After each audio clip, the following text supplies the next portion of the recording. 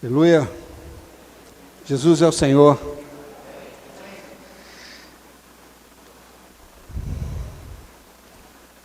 O tema da mensagem de hoje é a unidade do Espírito no vínculo da paz. Está lá em Efésios capítulo 4, né?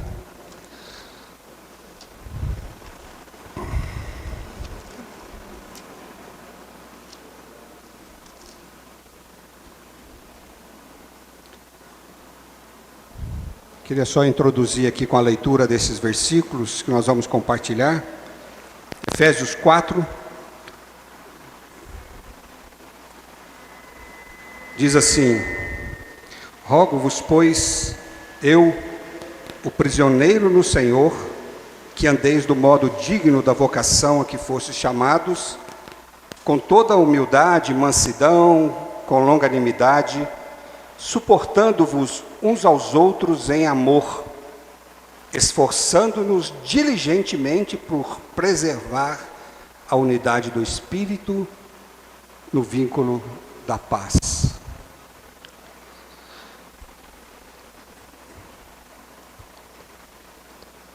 Nós falamos que a gente sempre ouviu falar que Deus tem uma economia, né?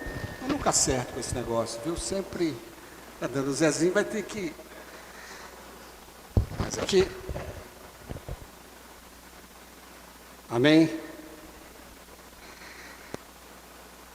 Nós sempre ouvimos falar de economia de Deus, né? Que é a administração da casa de Deus.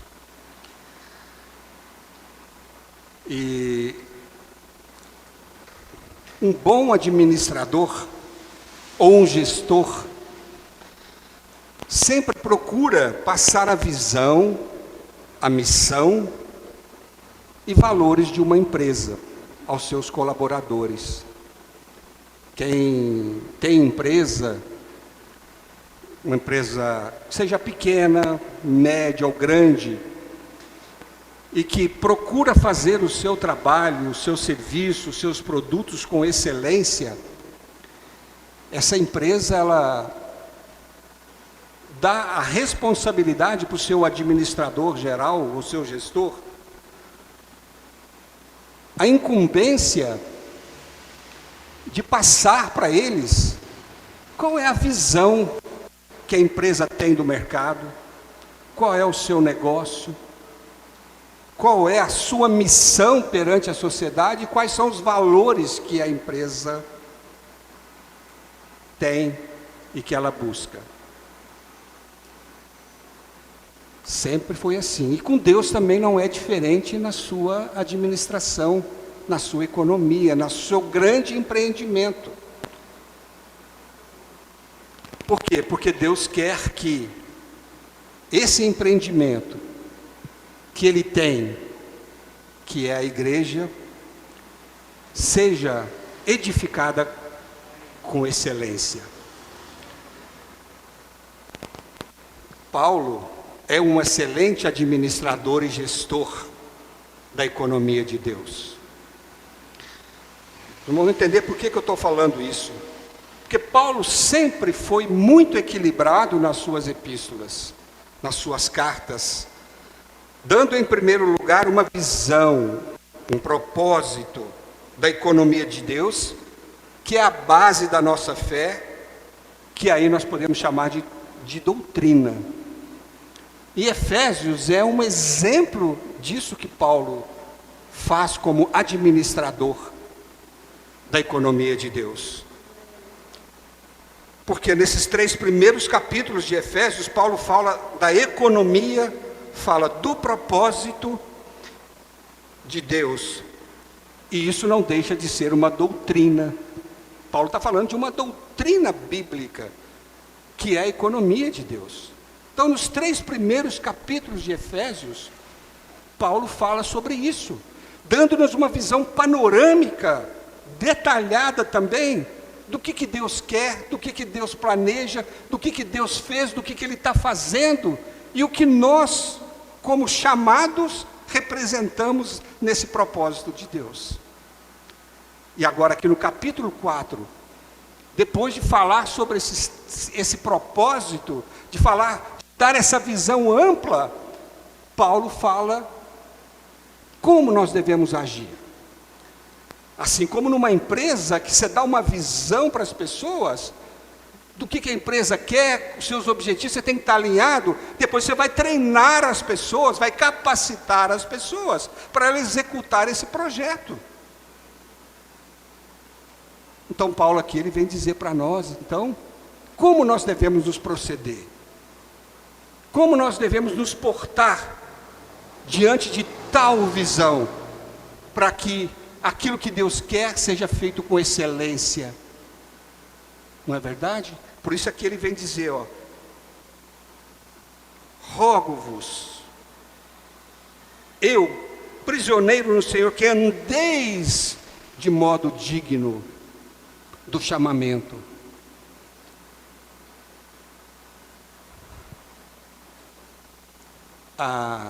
O exemplo que eu estou dando, irmãos, é muito pequeno, de empresa, de colaborador, é muito aquém do projeto de Deus e o que nós representamos para Deus, mas não deixa de ser uma figura, não deixa de ser algo que abre a nossa mente.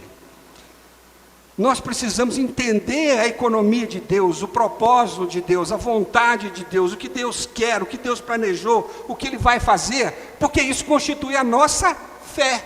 É a doutrina que nós cremos, é essa. Não é verdade? Então, Paulo é muito sábio quando ele escreve aos Efésios, ele é muito prudente aqui. Ele é, na verdade, muito equilibrado. E agora ele está dizendo aqui, eu rogo-vos, pois, está no capítulo 4, Paulo está rogando, diante dessa revelação que eu passei para vocês, nos capítulos 1, 2, 3, eu rogo que vocês andem de modo digno desse chamamento. Uma empresa, quando você manda um currículo, né? Ela analisa o seu currículo e te chama para a empresa. Só que nós não mandamos currículo nenhum, porque o nosso currículo diante de Deus não serve para nada. Mas Deus nos escolheu antes da fundação do mundo e agora nos chamou para o seu propósito, nos chamou para a sua economia, para o seu plano eterno. Então Paulo está dizendo agora, vocês conhecem, agora vamos andar. Andar de que maneira? De modo digno desse chamamento maravilhoso que Deus fez para nós. Quem são esses que foram chamados? Vamos começar, irmãos, então, vamos falar um pouquinho do que Paulo mostrou para nós, porque às vezes lê, a gente não percebe o que está nas entrelinhas, o que a gente às vezes não consegue resumir o que Paulo falou, o que Paulo mostrou. Aqui, quer ver? Ele fala, rogo-vos,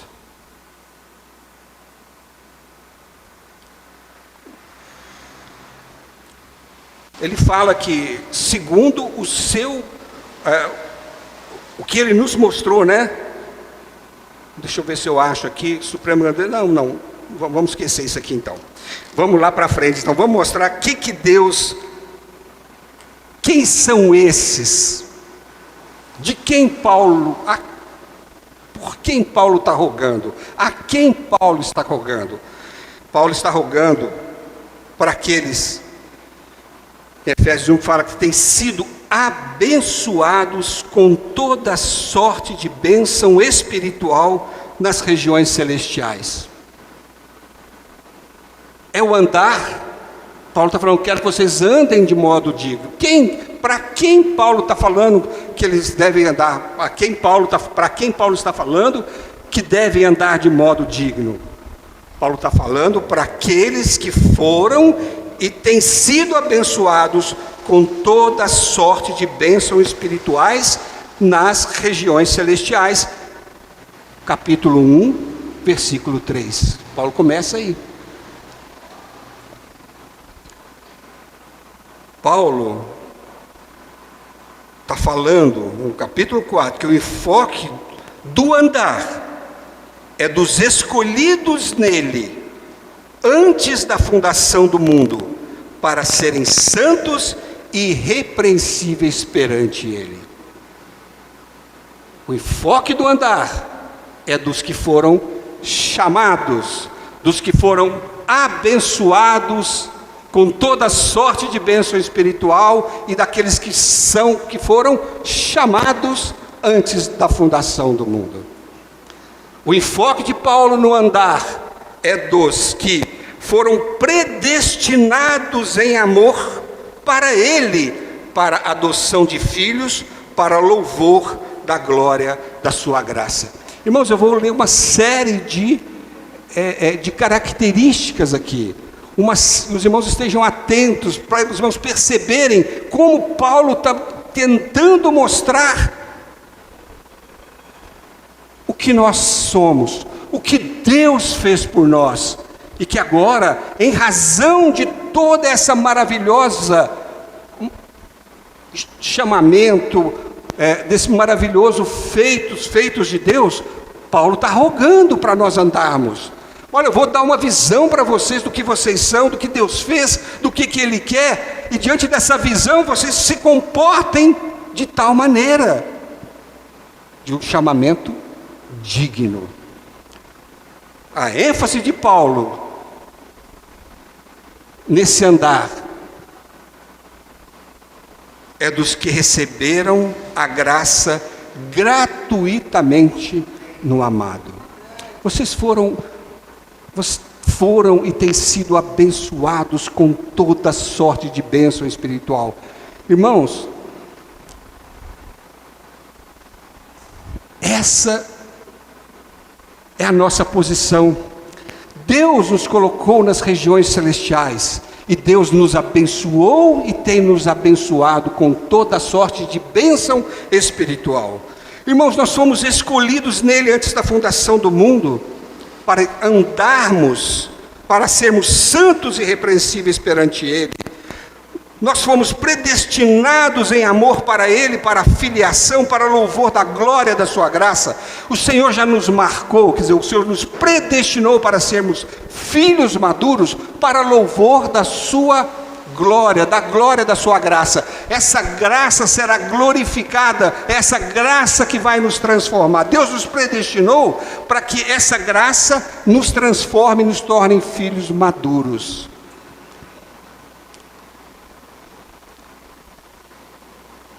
Não é pouca coisa que Deus fez. Para esses que receberam a graça gratuitamente. Essa graça, eu já compartilhei com os irmãos, essa graça é a graça que provém a salvação para os injustos, a salvação para os incrédulos, e que capacita os justos para a filiação. Essa graça toda, inclusive, nós recebemos gratuitamente, sem merecer. A graça, qual que é o conceito de graça? Qual o conceito de graça normal? Fala que é um favor imerecido. E Paulo está falando aqui, vocês receberam essa graça gratuitamente. Em quem? No amado. A lei veio por intermédio de Moisés, mas a graça e a verdade vieram por meio de Jesus. E quando nós recebemos Jesus, nós recebemos a graça e a realidade. Nós recebemos gratuitamente, não tivemos que pagar preço nenhum, essa graça maravilhosa. Paulo está falando do andar dos que tiveram a redenção pelo sangue de Jesus e a remissão dos seus pecados. Olha, vocês foram redimidos, foram trazidos de volta para Deus, comprados de volta para Deus, e tiveram os seus pecados perdoados. Paulo está falando de um andar dos que receberam de Deus o derramamento abundante da graça. Paulo está dizendo, vocês receberam essa graça de uma forma abundante.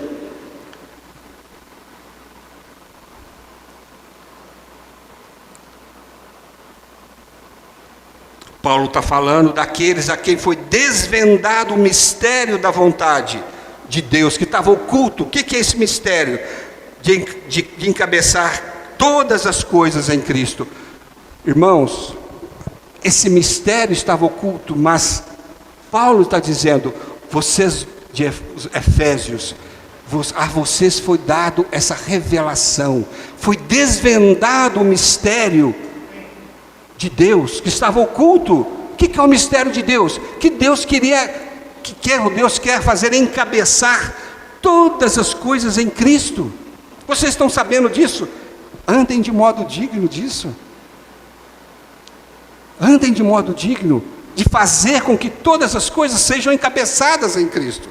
Deus deseja, revelou para nós, nós somos bem-aventurados. E essas coisas foram reveladas pelo Espírito, não é? Paulo fala isso. Paulo está falando do andar dos que foram chamados para realizarem, para concretizarem a esperança do chamamento de Deus. O que é? Deus quer que nós sejamos a habitação dele no Espírito. Então, Deus tem uma esperança. Qual é a esperança de Deus? Quando Ele nos chamou, é que nós sejamos a habitação de Deus no Espírito. Nós temos uma esperança viva, mas Deus também tem uma esperança. Quando Ele nos chamou, Deus tinha uma esperança e ainda tem uma esperança e trabalha nessa esperança de nos fazer a sua habitação pelo Espírito. Que o Espírito em nós nos governe, que nós não sejamos apenas um hotel em que Deus se hospede, né, irmã? E vai embora. Não, Deus não quer isso. Deus quer fazer habitação em nós. Louvado seja o Senhor. Paulo está falando de um andar dos que também foram feitos herança de Deus.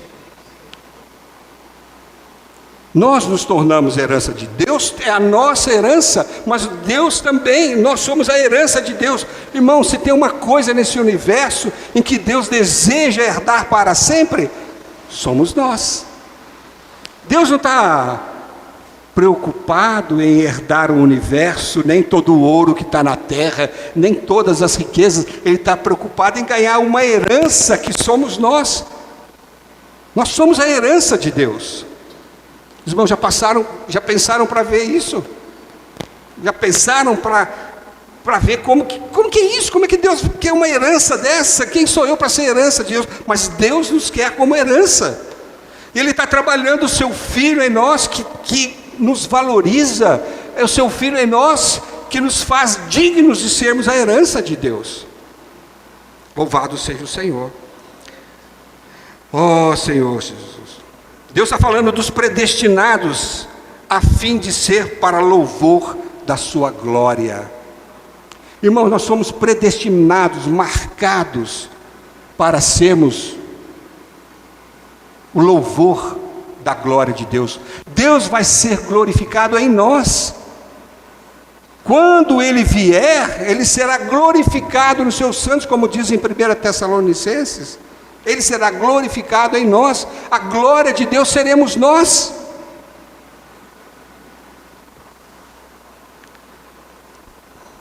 Paulo está falando daqueles que foram selados com o Espírito Santo da promessa, que é o penhor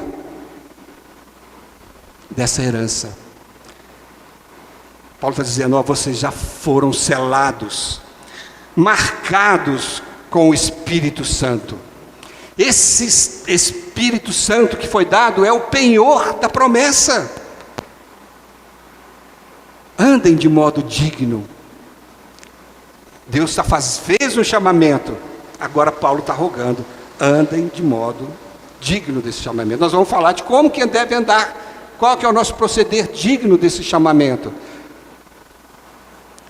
Paulo está falando desse andar dos que foram chamados para uma viva esperança, para herdarem a riqueza da glória da sua herança nos santos.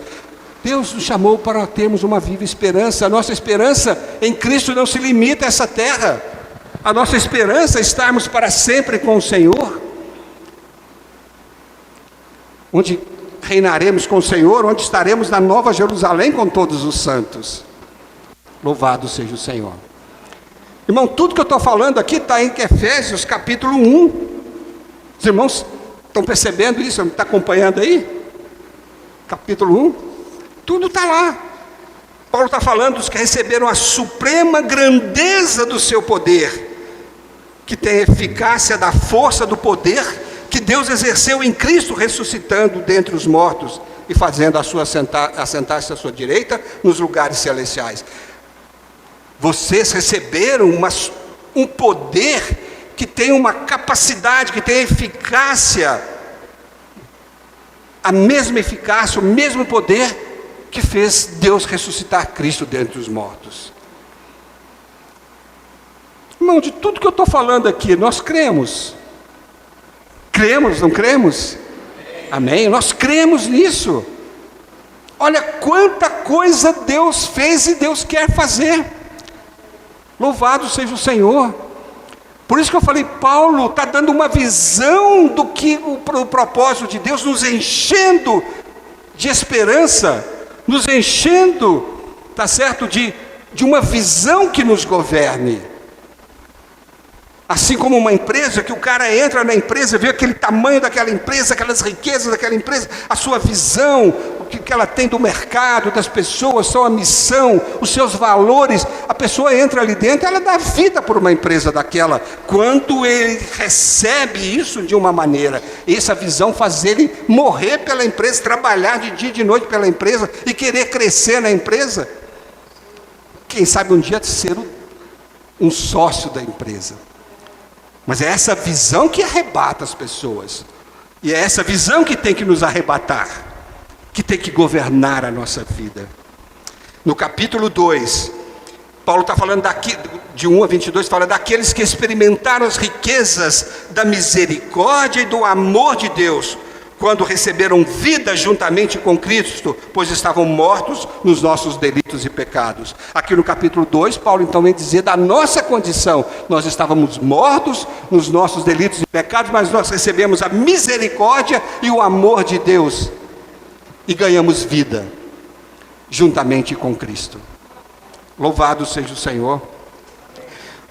Está falando de nós que andávamos outrora segundo o curso desse mundo, segundo o príncipe da potestade do ar, segundo as inclinações da carne, fazendo a vontade da carne e dos pensamentos. E que nós éramos por natureza filhos da ira. Mas ele está dizendo aqui que juntamente com Cristo nós fomos ressuscitados e assentados nos lugares celestiais para mostrar nos séculos vindouros a suprema riqueza da sua graça. Irmãos, Deus tem uma graça maravilhosa, poderosa, abundante, e Deus vai mostrar para todo o universo o poder dessa graça. Sabe como? Mostrando-nos ao universo. Aqui ele fala que ele nos ressuscitou e nos assentou nos lugares celestiais para mostrar nos séculos vindouros a suprema riqueza da sua graça. Hoje nós estamos sentados nos lugares celestiais. Hoje nós somos abençoados com toda sorte de bênção espiritual. E é nesse viver, desfrutando dessa graça abundante, essa graça capacitadora, irmãos, é que Deus vai poder nos mostrar para todo o universo o que Ele pôde fazer em nós, que estávamos mortos nos nossos delitos e pecados, destinados à ira de Deus, segundo o curso desse mundo, e sermos agora ser conformado ao Filho unigênito de Deus, que se tornou primogênito. Louvado seja o Senhor. Paulo está falando no 2 ainda, que nós somos o poema de Deus, a obra-prima de Deus. Nós somos aquilo que está no coração de Deus. A gente sabe que um artista, ele coloca na sua obra aquilo que está no seu coração, aquilo que ele enxerga, aquilo que ele gostaria de ver o mais perfeito possível. E Paulo está dizendo que vocês são o poema de Deus, a obra-prima de Deus. Porque Deus está trabalhando o seu Filho em nós. Louvado seja o Senhor.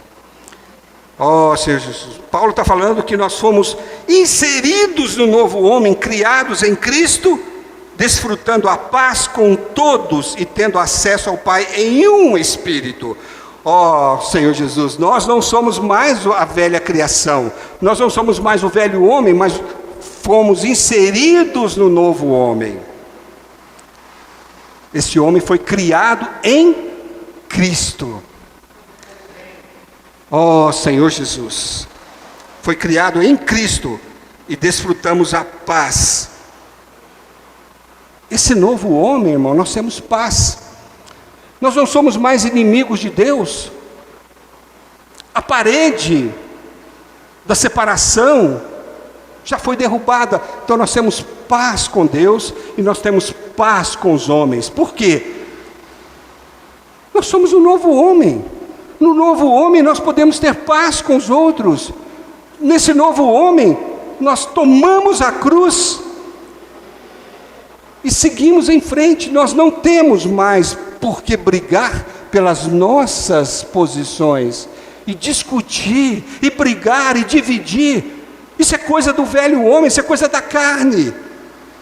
Primeiro nós temos paz com Deus, e depois, mediante a obra da cruz, sempre que tiver problemas, dificuldades, nós vamos à cruz, tomamos a cruz, negamos a nós mesmos e seguimos em paz uns com os outros.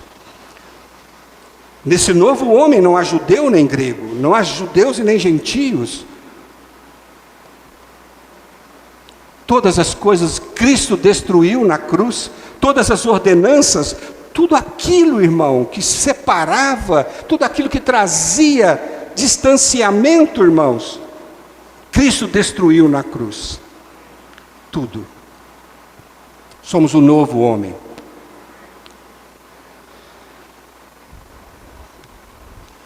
Lá fala que Cristo destruiu na cruz todas as ordenanças. As ordenanças não são a lei, os 10 mandamentos, a lei moral, mas as ordenanças, principalmente que com relação a alimento, com relação a sábado, a tantas ordenanças que o povo de Israel tinha, que trazia conflito com os gentios. Jesus aboliu todas essas coisas. A única coisa que restou foi a palavra de Deus pura. E não tem judeu, não tem gentio que não busque a palavra. E na palavra de Deus nós não temos problemas. Mas nas ordenanças, nos costumes, sempre vai ter. E no novo homem, nós não temos essas coisas. Então, irmão, quando nós buscamos conceitos, práticas, por melhores que sejam, mas que quando trazem problema, trazem divisão, trazem confusão, irmãos, nós devemos ir para a cruz e seguir em paz. O que eu quero dizer, irmãos? Que tem pessoas, por exemplo, os judeus até hoje, eles, por exemplo, não comem carne de porco. Para os judeus, nós somos ainda como um porco, um animal imundo, um cachorro, um cão. E o que traz todas essas diferenças são as práticas que ele tem, que são arraigados ainda nessas práticas. Infelizmente, os filhos de Deus ainda são assim. Temos problemas uns com os outros por causa de práticas.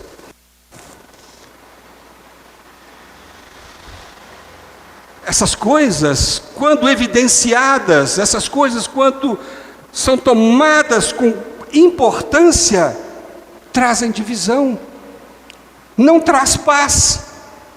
E aí então nós precisamos perceber que para seguir em paz, para seguirmos no espírito da unidade, nós precisamos ir até determinado ponto. E ali, quando cria uma barreira, quando cria diferença e atrito, eu tenho que recuar. Ou eu tomo a cruz para poder dizer, aqui mesmo que eu queira, mesmo que eu ache que eu estou certo, eu paro por aqui. Que eu quero seguir junto com o irmão. Eu quero estar no novo homem. E juntos, aqui fala que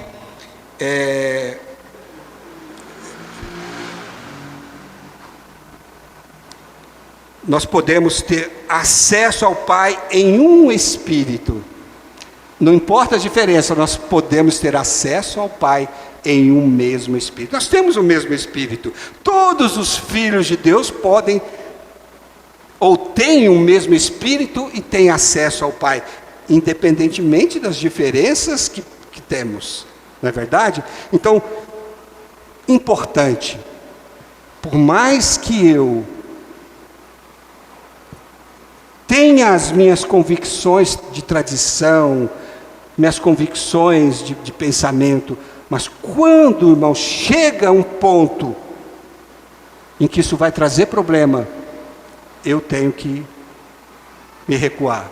E recuar quer dizer deixar a cruz operar em mim, para que o meu sentimento, a minha vontade não crie problemas com os irmãos. Nós sabemos que nós temos acesso ao Pai, não são por essas coisas, mas pelo Espírito, pelo mesmo Espírito. Louvado seja o Senhor. Ó Senhor Jesus. Paulo está falando que nós deixamos de ser peregrinos e estrangeiros, mas nos tornamos concidadãos dos santos e somos agora da família de Deus. Ó Senhor Jesus, somos concidadãos dos santos e somos da família de Deus. Os irmãos estão percebendo, irmãos, como é grande, que maravilhosa é a nossa posição que temos diante do Senhor. Que maravilha que Deus fez em cada um de nós e está fazendo. O que nós éramos e o que Ele nos tornou. Louvado seja o Senhor. Ele diz que nós estamos sendo edificados sobre o fundamento dos apóstolos e profetas. Nós não estamos sendo edificados sobre coisas humanas, mas sobre o fundamento dos apóstolos e dos profetas. Esses fundamentos que são a base da Nova Jerusalém, que é algo eterno e seguro para sempre. Ele fala que Paulo está falando de um viver daqueles que estão edificados, sendo edificados, habitação de Deus no Espírito. No capítulo 3, Paulo está falando dos que receberam a revelação de que os gentios são co-herdeiros, membros do mesmo corpo e co-participantes da promessa de Cristo Jesus por meio do Evangelho. E também que pela igreja a multiforme sabedoria de Deus vai ser conhecida agora dos principados e potestade nos lugares celestiais. Aqui é a nossa responsabilidade de entender, né?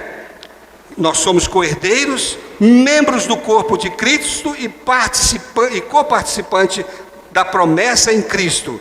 E também sabemos que pela igreja, por nós, a multiforme sabedoria de Deus será conhecida dos principados e potestades celestiais.